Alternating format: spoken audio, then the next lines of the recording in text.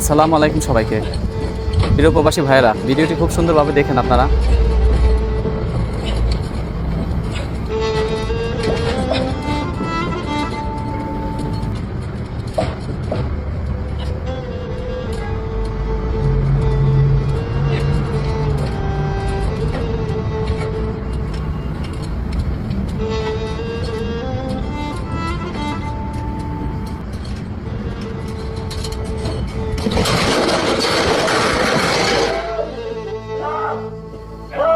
প্রিয় প্রবাসী ভাই, আমি তোমাদের কি বলছি, তোমাদের যে কাজে জীবনের ঝুঁকি আছে সেই কাজ আমি মনে করি না করাটাই ভালো।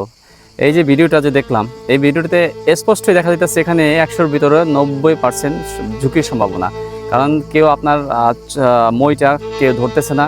আসলে জীবনের ঝুঁকি নিয়ে এই সব কাজ করার আমি কোনো মানে বুঝি না। কারণ কাজ একটা না গেলে আরেকটা পাবেন, তবে যে জীবনটা চলে যাবে সেই জীবনটা আপনি কোথায় পাবেন?